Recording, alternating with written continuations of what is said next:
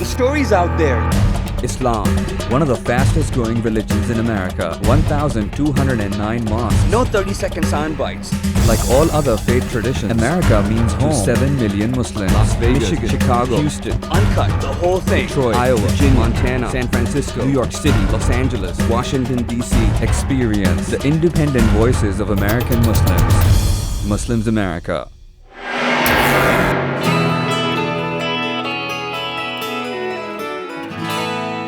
They miss the small things, you know? Yeah. And they don't decay, they stay there forever.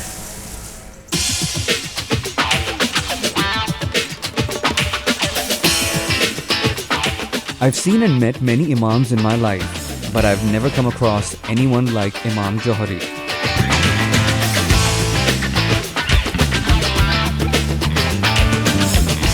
Born and raised in New York City with a passion to do something for humanity, people in Virginia call him a 21st century Imam.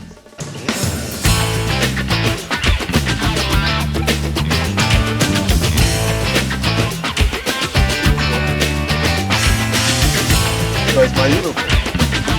Imam Johari Abdul Malik is a graduate of chemistry and genetics. He's also a scholar, a community leader, a musician, an activist, and an avid golfer. Superman, what does he do most of the time? He does nothing.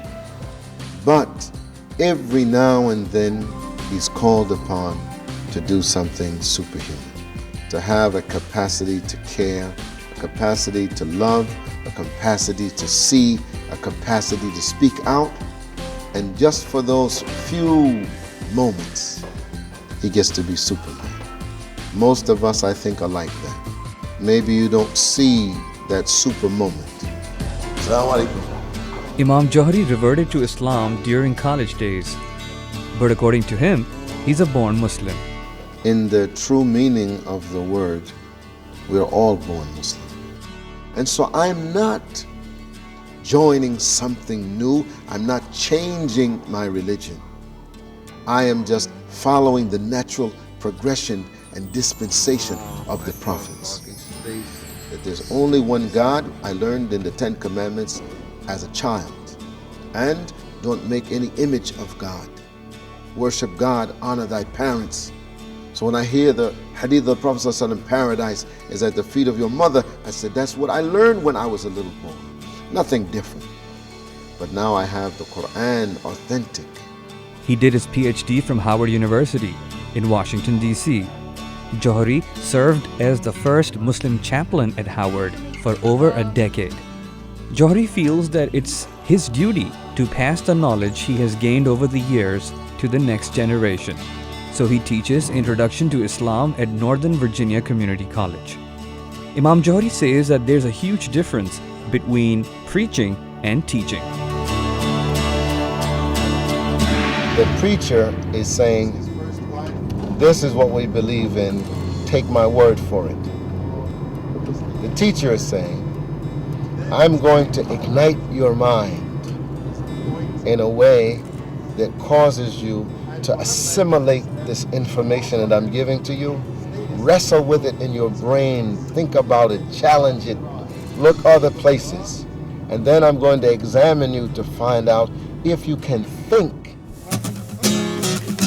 But this Imam means serious business. Yeah, I'm hearing you. Be it civil rights and liberties or doing community work by helping to clean up the city streets, like this initiative, Culmore City Cleanup, organized by local residents of Culmore City in Virginia. What's happening here today, ma'am? We are having something called Culmore Cleanup, when we invite the people from the community to come and join us to clean up all the streets in a very wide area of this community. We pick up all the trash and we have a good time.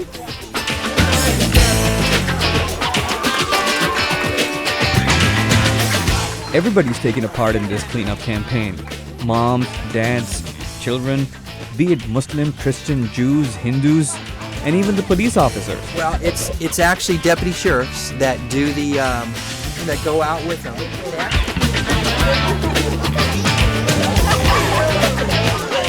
You have an imam over here. Does an imam? That's fantastic.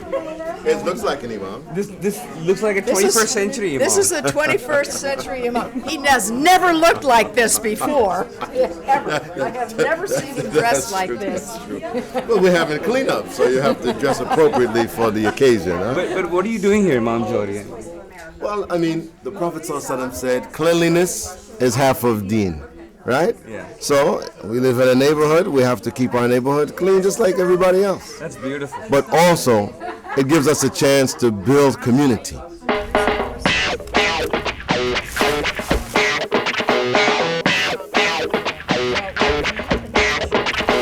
Imam Johri's friend and one of the organizers of this cleanup and one of the co-founders of Bailey's Beautification Alliance, Priscilla, says that we need to educate people on keeping your city streets clean. Critics would argue that why do you have to do this? Why don't you leave it to the city to clean up the cities? Well, I think it's a matter of education, don't you? Yeah. I think it's important to educate people. We don't throw trash away when we're walking on the street or when we're driving in our car. That we don't trash our neighborhood. We love our neighborhoods. We plant trees, we plant flowers, we keep it beautiful. That's awesome.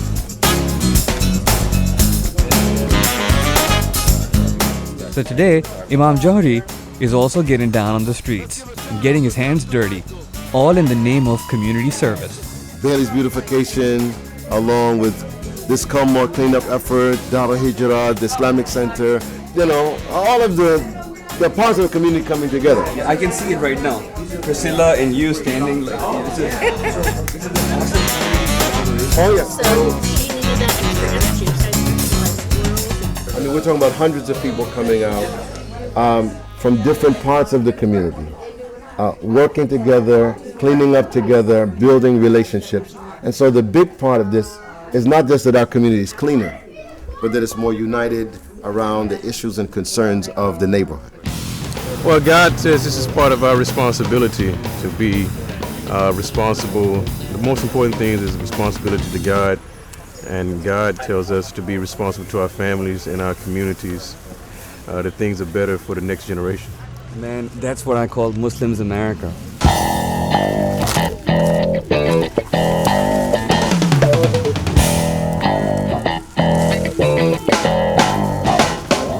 Rather than just going to the mosque and telling people in the mosque, we are really bringing people from the Muslim community in from where they are. So students who are in the public school, they're getting their classmates to join them to go out. Some of them are Muslim, some of them are Christian, some of them whatever, but it's not coming just out of the masjid. It's Muslims coming from all over, joining with other people to make this happen. But when they come, turn around, they get happy because they say, Subhanallah. Darul Hijrah Islamic Center. Right, that we're among the leaders. It is the idea that we're not just talking, we're actually walking the walk. We're doing it. Yeah.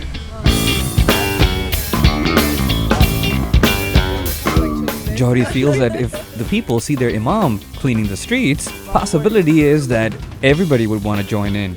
And it's a good exercise for the kids. Then people say, what, it's a couple of hours on Saturday? We got the gloves, we've got the thing, we've got the picker, you get the team is organized. And it's So watching this imam clean the city, I jumped on board too.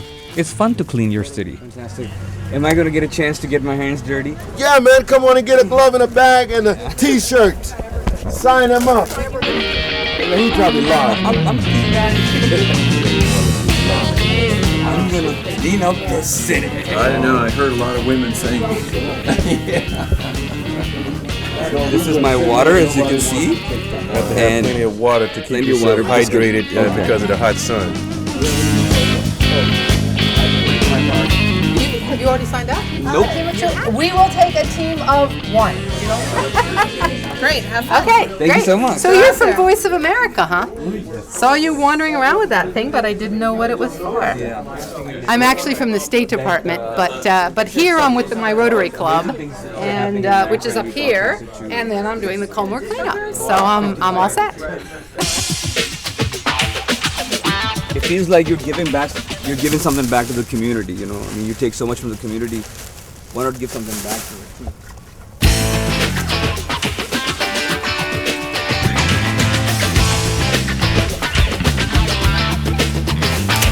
कौन कहता है कि America में गंदगी नहीं है? बेहस लोग आपको हर जगह मिलेंगे. Is the MSA playing a part in this cleanup? I was trying to help clean up the land of God, as we say. The critics say that Muslims are usually lazy about cleaning the environment. You know that Allah subhanahu wa ta'ala has given this earth to us as a loan, and we're just using it just to give it back. It's not ours to litter and use it for whatever we want. So we have to basically keep it clean. What would you like to say to those millions of police officers back where I come from, where they say that, hey, we don't want to get our hands dirty. This is not our gig. It's the community you live in, so if you take pride in your job, you should take pride in your community where you live. So get dirty. It's everybody's business. It's everybody's business. Allah Akbar. But really, I think that the Quran's injunction and warning is that one wife is best. Allah Akbar. Check these shots. And to get some exercise.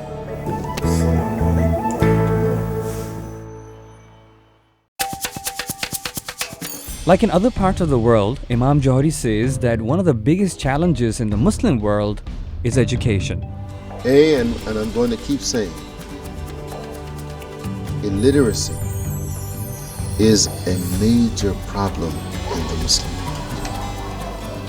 The traditional, what we think of the East, Middle East, Asia, Africa, illiteracy is at a very high level.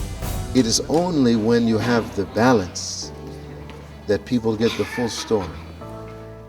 Is it a contradiction?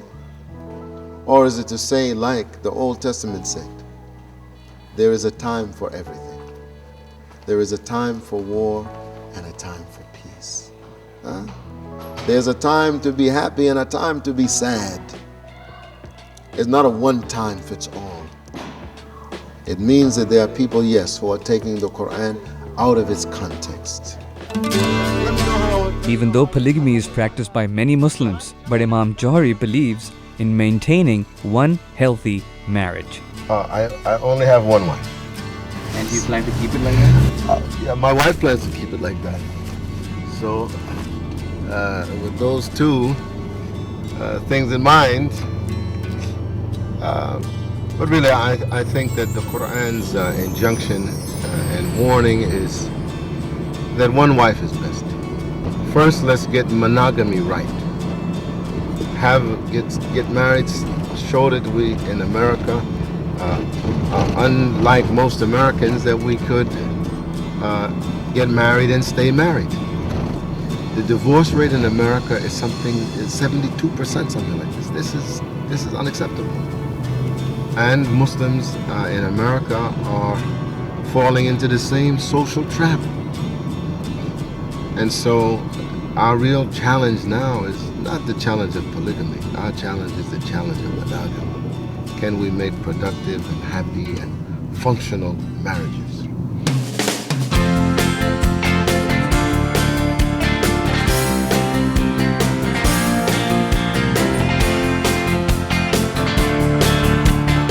Maybe it's beautiful.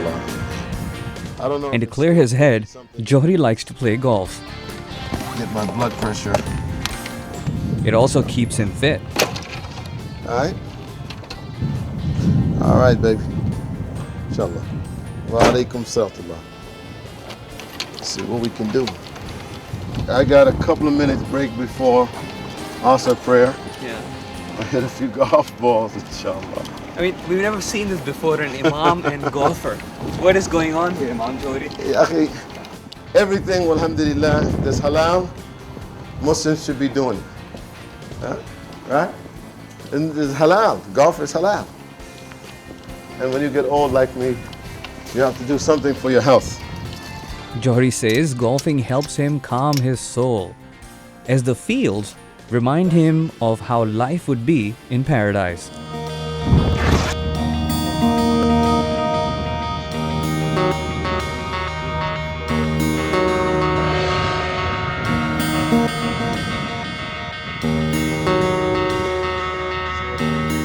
And he's not a bad golfer, I must say. Check these shots. And to get some exercise. Your arms, not your hands. All right? So if you, and your head right above the ball. Feet evenly placed in between. And you want to swing through the ball. You don't want to tap it. I could say golf is a metaphor for life. Keep your head down. Keep your eye on the ball. And you don't want to tap it. You want to push it through and swing right through. Good. That was better. That was better. Can I cheat? No, that's just another stroke. That's all. Now, tell me something. Will you ever get a chance to see anything like that in your life? Here we have Imam Johari, who is, of course, an imam, and at the same time a community leader, a social worker. But guess what? A golfer, a pretty good one. But in a secular society like the United States of America, what is the actual role of an imam? In our community, what it means is someone who is responsible, who cares for, who's been trained and educated just enough to lead the people who are under him in the community. According to Imam Johari, every act of righteousness and every good deed will one day pay off. Allahu Akbar. We believe in the Quran. And Allah says in the Quran, those who believe and follow it with deeds of righteousness, their reward is going to be paradise. So now, I want to encourage people, even as bad as things seem, to go out and to engage in a society and do everything that they can. إِنَّ الَّذِينَ آمَنُوا وَعَمِلُوا الصَّالِحَاتِ. To verily those who believe in Allah and follow it with their deeds of righteousness, their reward is going to be a great reward. So go out, feed the needy, clothe the people who don't have clothing, and shelter the people who don't have shelter.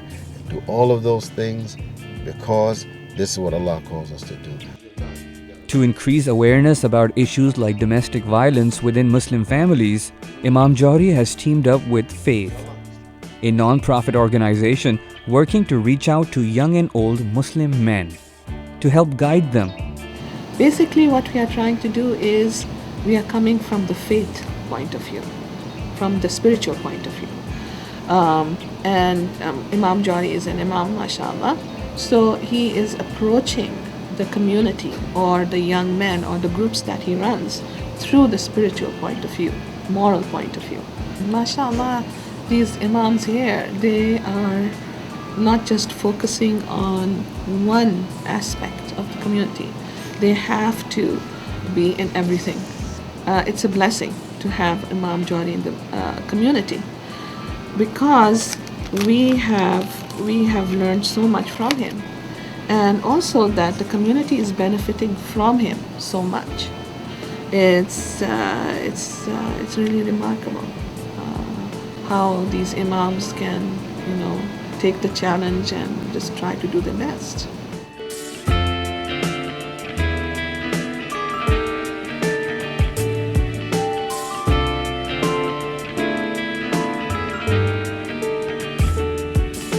If you are not able to connect to the person, you cannot bring change in that person.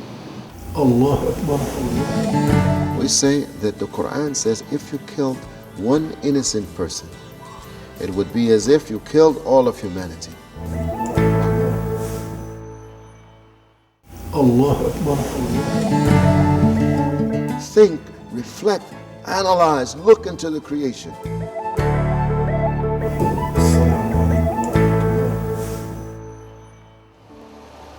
Muslims are facing challenges not just in America, but around the world. But in the midst of all of this, Johari says that there's a birth of a new breed of 21st century Muslims. It's not just enough to point the finger at the other one. Now that we are in position, we have to be responsible and we have to run the society. If you're looking in Pakistan, young people who may be getting a message of saying, hold true to your values, don't be corrupted by the West and its influences and so on. Those young people at the same time are going to have increasing access to satellites, cell phone, text messaging, this and that, and they are going to be connected with their friends and relatives who are living in the West, who are practicing Islam, and there's going to come out of that population a new set of scholars and a new set of thinking that is not the pushback from consumerism, but to say to people, what should we do? How should we live? What should be the balance? And the Deen of Islam has resident in it those characteristics that will bring it back into balance.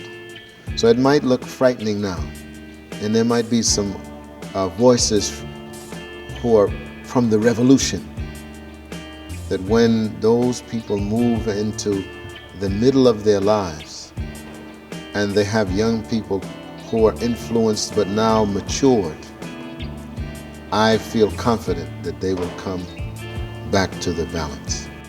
Johari doesn't think of himself as a convert, but he says that early Islam thrived on converts. They were more serious and passionate about their faith, and they would first understand each word of the Quran in depth and then act on it.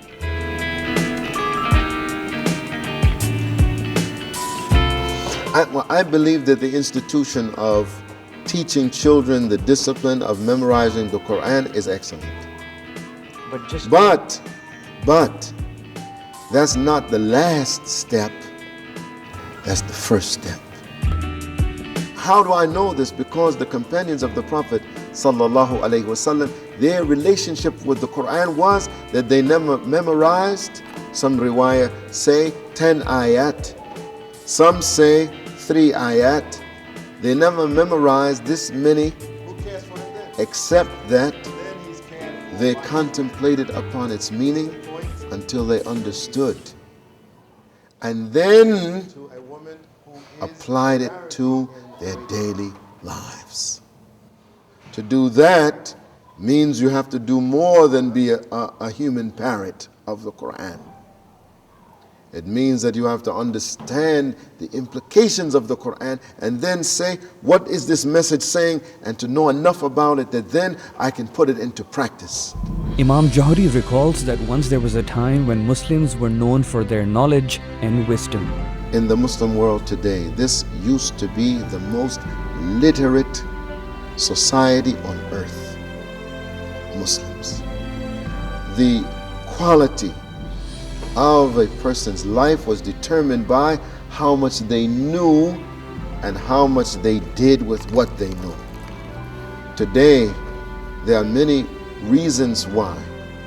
There is colonialism and what's left from it. There is dictatorship. There is other kinds of anti-religious, secular, socialist, communist movements and so on that have had all their negative effects on the civilization, such that now in many parts of the Muslim world, we have something that 1,000 years ago we didn't know about: illiteracy. People who live in the Muslim world who can't read or write. And if they can read or write, they can read only enough Quran to pronounce the sounds. But literacy requires that you read and you comprehend what you are reading. If that is the case, the ummah that the first words brought to it, Iqra bismi rabbika alladhi khalaq, خلق الإنسان من علق اقرأ وربك الأكرم الذي علم بالقلم. That society, not the society of the Muslim world today. Read, write, know what you're reading, understand what Allah gave you. That's not the society that you see if you go to much of the Muslim, Arab, Asian world. But you will find Muslims in the West are very literate, where free thinking is still something that is valued. The Quran tells us, think, reflect, analyze, look into the creation. Well, that idea is now taboo in the Muslim world. Don't think. Don't reflect. We will tell you what you need to know. Do as I tell you. Well, in another part of the world, that wisdom in the Quran, reflect, think, analyze, be critical. It is not to be a Westerner, but to be a critical thinker and to learn. And we have much to learn from the East, and we have much to teach from the West. Critics would ask what makes American imams different from the imams in Middle East or South Asia. This is a country in which, until very recently, the overwhelming majority of Muslims here were converts. Now, if you can imagine what a convert brings to a faith, is like the character of those people who were with the Prophet ﷺ. They were all converts. They were all believing in something else, and they sat with the Prophet ﷺ, and they studied and they learned from him until finally they reached the day and they said, you know what? I want to be Muslim.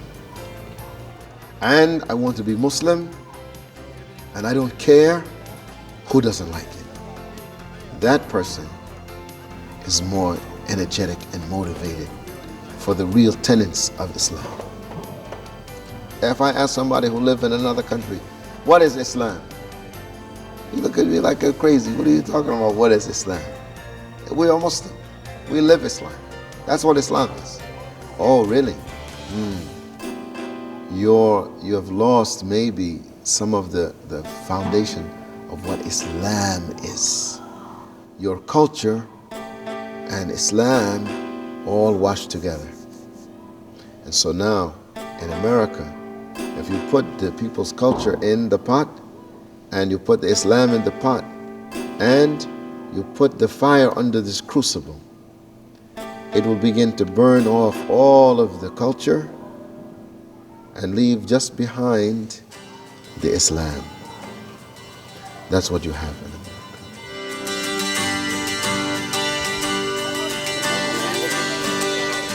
9/11 has played a pivotal role in the lives of American Muslims. So people ask, well, what does Islam say about killing innocents?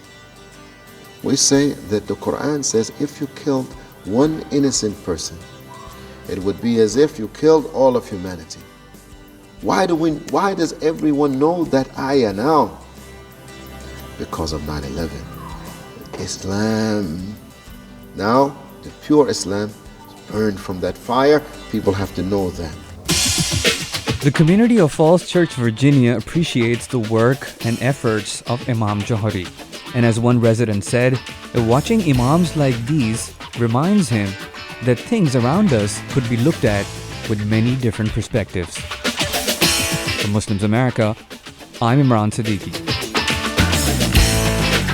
إن الذين آمنوا وعملوا الصالحات